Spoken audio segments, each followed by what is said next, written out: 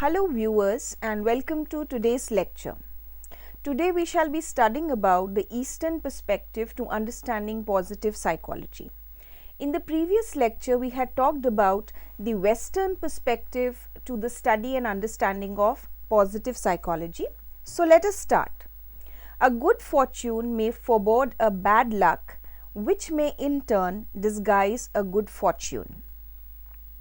This Chinese saying is a perfect example of the Eastern belief that everything in the world and everyone living in it is always changing. Therefore, bad times will inevitably come our way just as assuredly as happy times do. Likewise, the difficulties we face in life might portend eventual victories.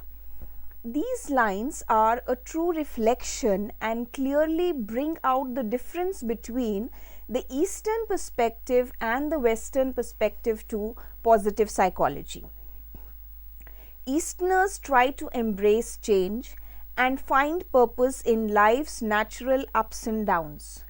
Constantly adaptable and observant, Easterners flow with the flow of life until enlightenment, the capacity to perceive things clearly for what they are, is attained and the process of change becomes natural. Schneider et al. 2011. So this is a very beautiful way of putting forth, or rather beginning our discussion on the Eastern perspective to positive psychology. And if you remember, dear students, that when we were talking about the Western perspective to positive psychology, how everywhere optimal functioning had been emphasized, well-being had been emphasized, and attainment and maintenance of happiness was talked about. However, here we see that Easterners are ready to embrace any kind of a situation, or rather all kinds of ups and downs of life. Easterners, coming from the philosophy of the great Eastern thinkers, that life inevitably has the dark and the brighter side, and ultimate purpose of an individual's life is to go with the flow and attain a state of enlightenment where the capacity to perceive things for what they are gets developed in an individual. And this might bring to the minds of many individuals the figure of Buddha, who talks about enlightenment and nirvana.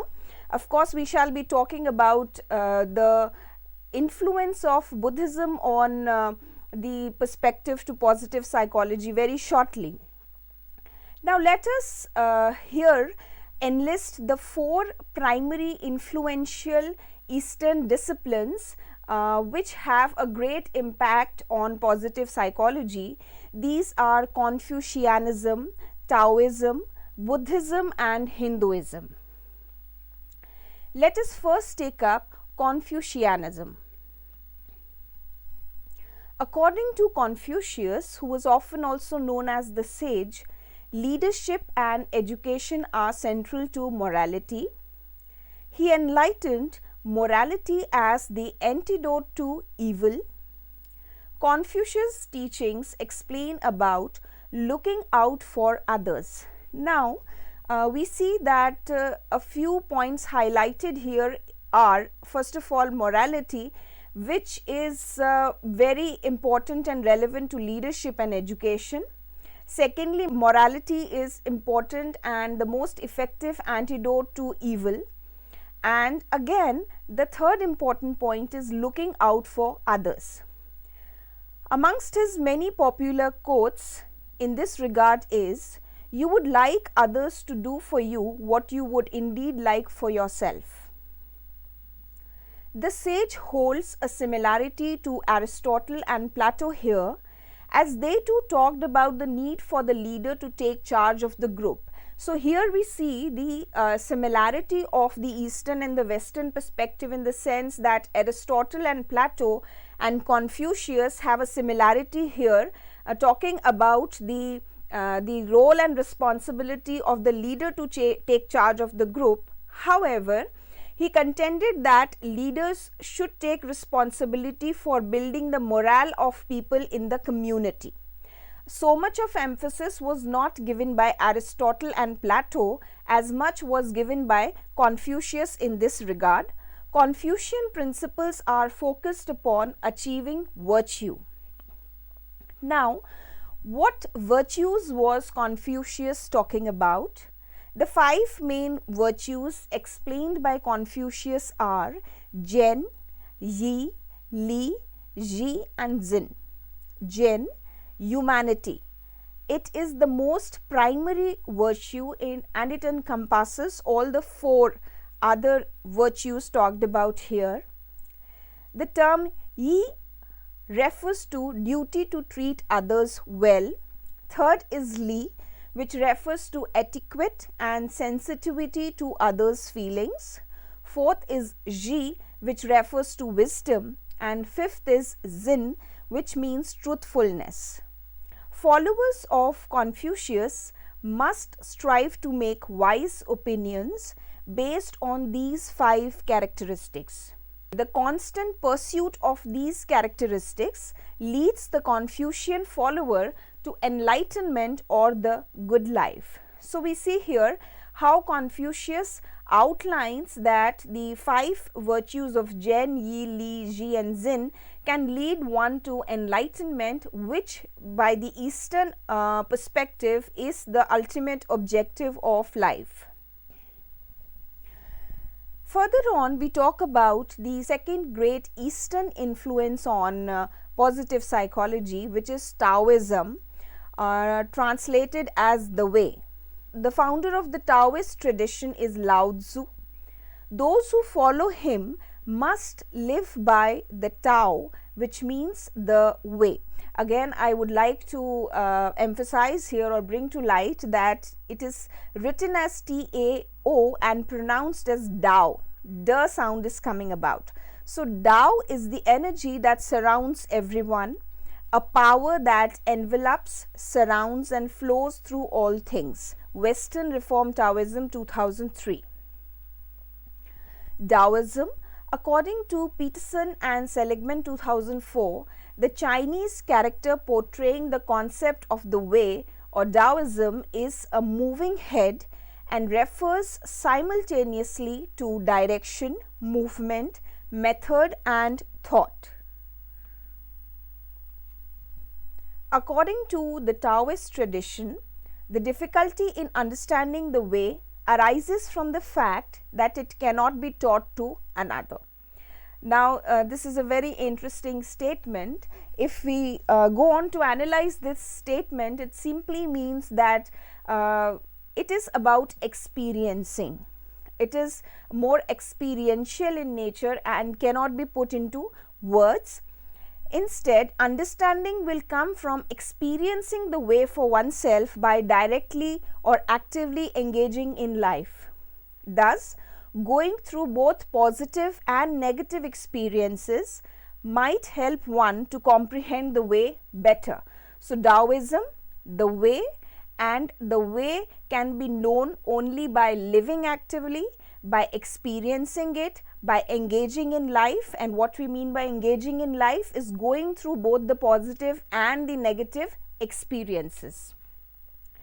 The Taoist philosophy states that spontaneity and naturalness are the most crucial objectives. Thus, the qualities of humanity, justice, temperance and propriety must be exercised without effort by the virtuous individual.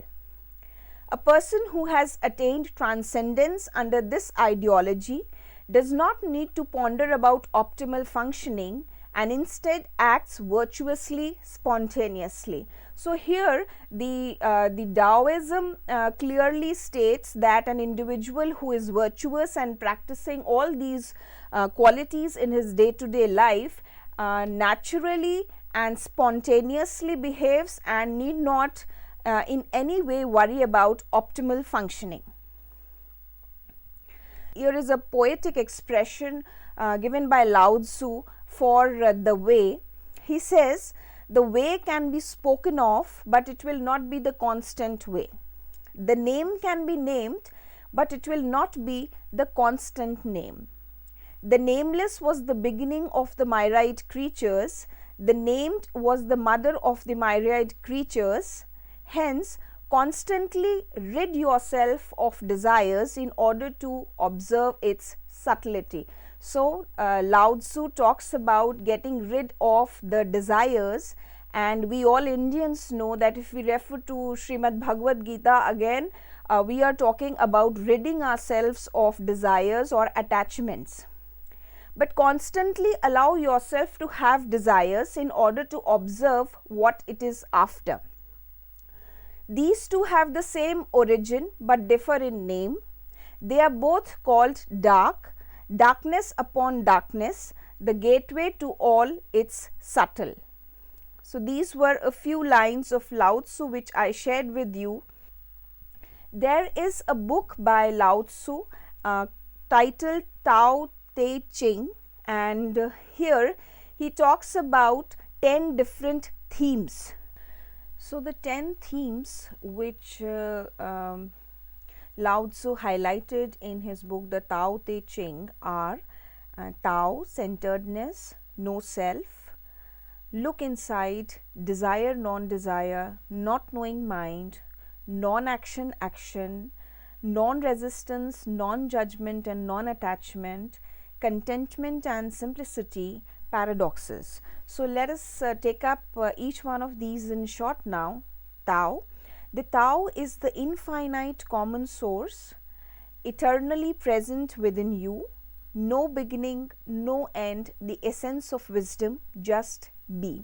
So, these are all transcendental themes, maybe a little abstract to understand, but as we understood, as we know that the Eastern perspective is more bent towards transcendence and a higher level of existence, quite close to spiritual living and understanding of life. The second theme in this regard is centeredness, which relates to balance and to reside at the center of the circle within the Tao for peace in your heart, natural rhythms and universal harmony. Again, this talks about the harmony and balance between the person and the life and the environment that he is living in. No self. Don't live life, let life live you. A very beautiful statement. Don't live life, let life live you. You will be truly yourself and perfectly fulfilled if you follow this principle. This leaves nothing to fear, not even death. So, if an individual is able to live by this theme of no self, don't let life, let life live you, then one can reach a state of being fearful of nothing. Look inside, embrace solitude and trust your inner version, rather your inner vision to see your oneness with the whole universe. Coming from the Indian tradition too, we know that Buddha and a lot of other religious and spiritual teachings talk about enlightenment and knowing the world when one goes within. So, here Lao Tzu is talking somewhat in the same terms, go deep instead of living on the surface. Next point, desire, non-desire. Remove all expectations and stop seeking to realize the mystery of life and be at peace in the present. So, this is also about just letting things be rather than seeking to realize and know everything. It is what is emphasized is to accept whatever is, to live in the present, be at peace wherever one is. Not knowing mind, know that you don't know. This is true knowledge. Know that you don't know, and this is true knowledge. Observe your mind to understand. Stop thinking and end your problems. Non-action, action. Through non-action and practicing not doing, you will do everything that needs to be done. The Tao will act through you. Non-resistance, non-judgment and non-attachment. Let things come and go. have without possessing, act without expecting. We have this very popular phrase from our religious and cultural ethos, which says karm ko karte chalo phal ki ichha mat rakho. Again, Lao Tse is saying act without expecting. So here is the corollary: contentment and simplicity. When you realize you have enough, you are rich. This reminds us of the Western perspective of the practice of gratitude, which is coming very much in practice and being used as intervention in many of the positive psychology intervention projects. And it says that when you have enough, you feel rich, and gratitude also works on the same principle. The whole world belongs to you.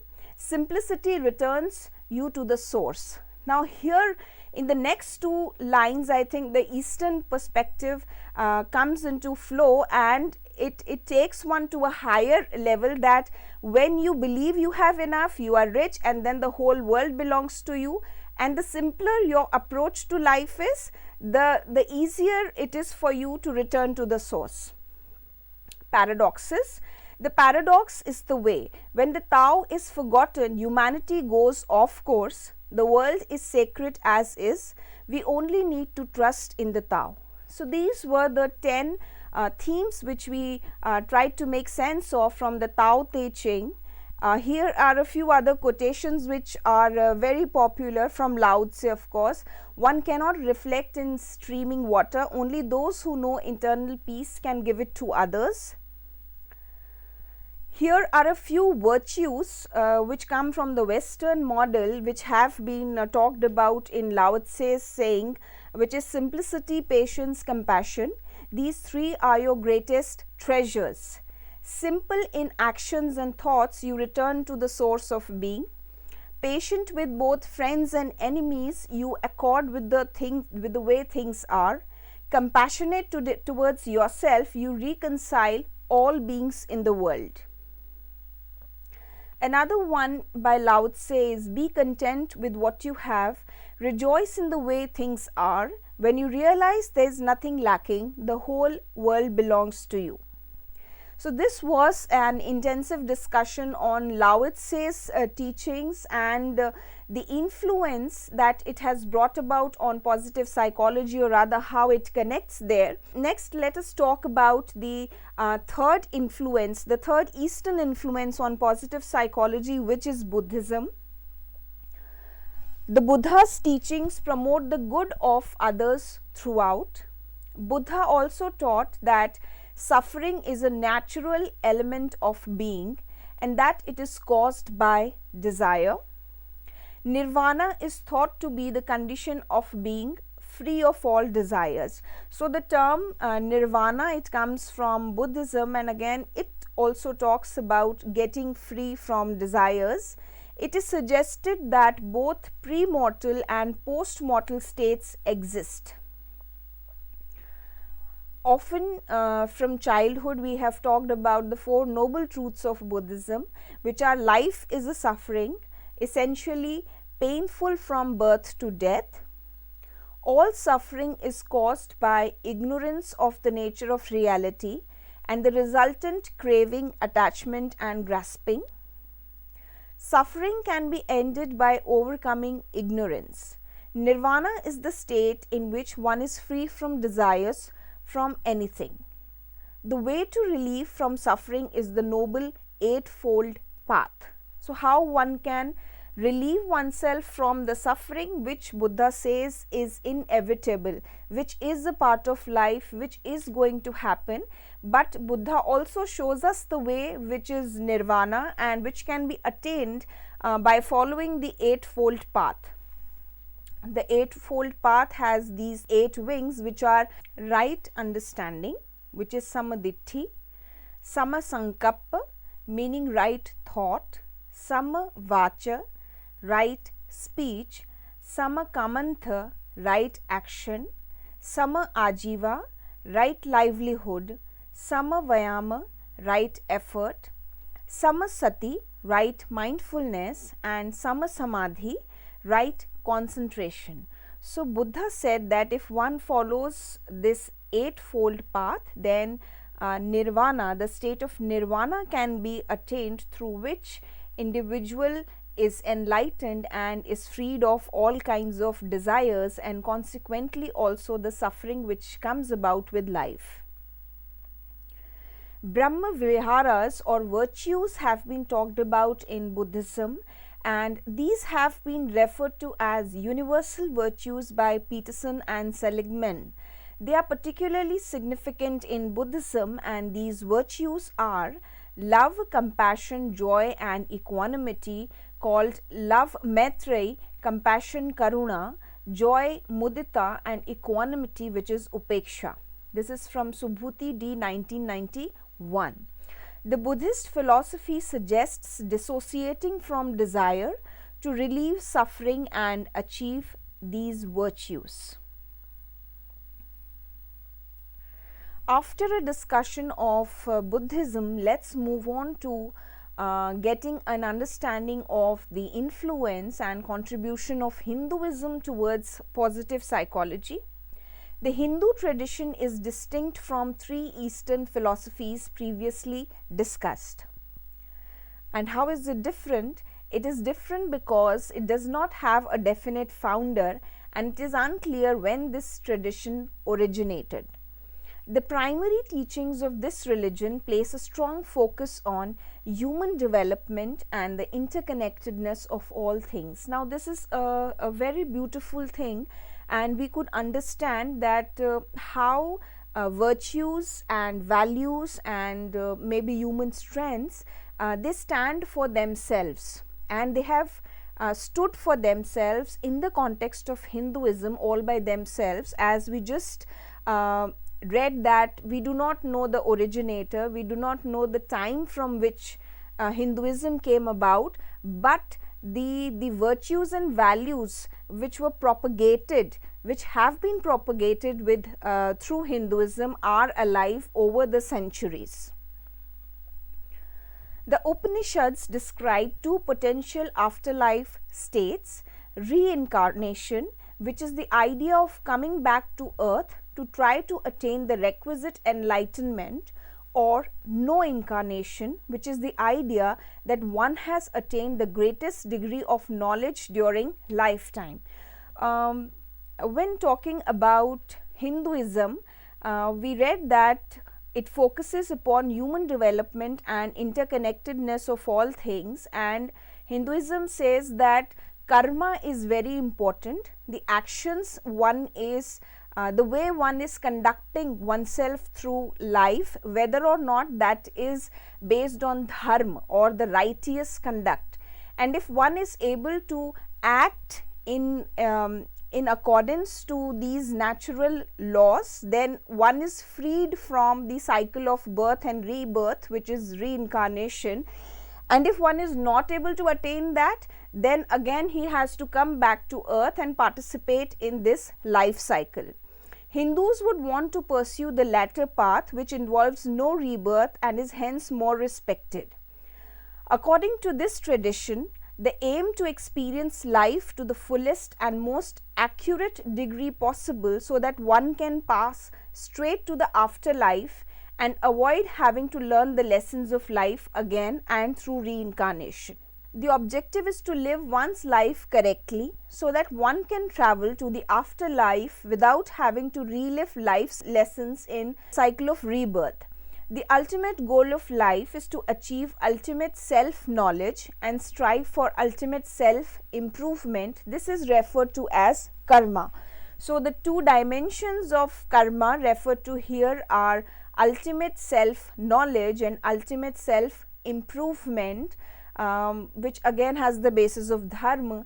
And if one is not able to accomplish this task, then reincarnation takes place, and if one is able to attain these two states, then one is freed from the cycle of birth and rebirth. As a result, the ideal life in this tradition entails consistently performing good deeds. The concept of a harmonious connection among all persons is weaved into Hindu teachings that relate to a single unifying force underlying all of creation.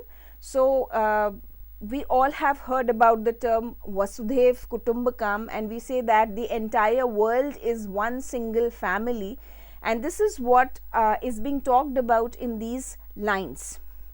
Even in many of the popular prayers of Hinduism, we talk about the universal well-being, Sarve Bhavantu Sukhina, Sarve Santu Niramaya. Why? Because we consider everyone to be connected and we all are existing in harmony with each other. The two concepts which are vital for creating a happy life in the major in Eastern philosophical streams of study, which four streams or which four philosophical influences we have talked about are Confucianism, Taoism, Buddhism and Hinduism. And we say that if we talk about the happy life, then the two important components according to the Easterners are compassion for others and harmony or life balance. Compassion is mentioned in Confucian teachings as part of the notion of Zen, humanity, which is thought to include all other qualities. Humanity, according to the Taoist belief, displays activities that must arise organically and without premeditation. So, we had read about how Tao talked about behaving spontaneously. Compassion or karuna is also woven throughout Buddhism as a virtue on the road to transcendence. So, Buddhism states that if you are not compassionate towards the people around you, then transcendence may take time to come about. Finally, compassion is required in acts of kindness towards others, which will lead believers down a path that will not need them to return to earth after death. A unilateral motion that is focused outward from oneself is how compassion is defined. A unilateral motion that is focused outward from oneself is how compassion is defined. In the Eastern tradition, compassion is seen as a vital strength and a key factor in one's success in life. So, it is a motion which is going outwards but is responsible for the success of one's own life. Having empathy for other group members may facilitate identification with people and the growth of cohesiveness within the group. Additionally, showing compassion promotes enjoyment within the community rather than individually. This reminds me of another saying from our socio-cultural ethos, which is kar bhala to ho bhala. If you are kind and compassionate towards others, then your welfare will naturally be taken care of. Therefore, compassion is necessary for handling day-to-day responsibilities in the pursuit of a decent life. Furthermore, a person becomes closer to knowing themselves as they learn to comprehend others. Again, if you talk about enlightenment and the ultimate transcendence, then it is important that we know ourselves, and which comes about only if we are able to understand others. Talking about harmony, which is the second most important virtue the Eastern philosophy focuses upon, the satisfactions of a plain country life shared within a harmonious social work are what Eastern philosophies define happiness as. According to this belief, finding harmony is essential to being happy.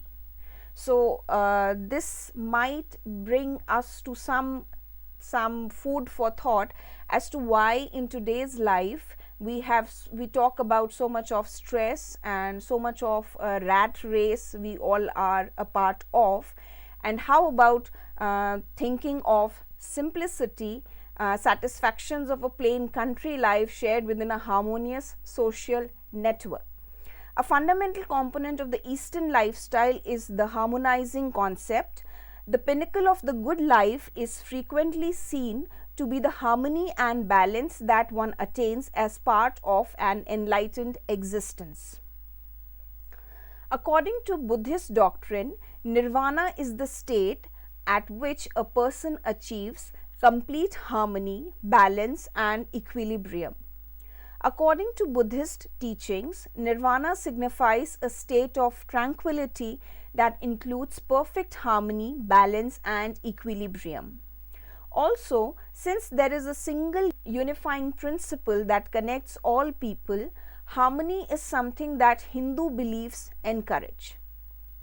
In conclusion, in addition to emphasizing individual qualities, every Eastern philosophy that is covered here also emphasizes the value of virtue, of helping people achieve transcendence or the good life. So it is not only about you yourself achieving a state of transcendence, rather you being a medium by which others could achieve a similar state.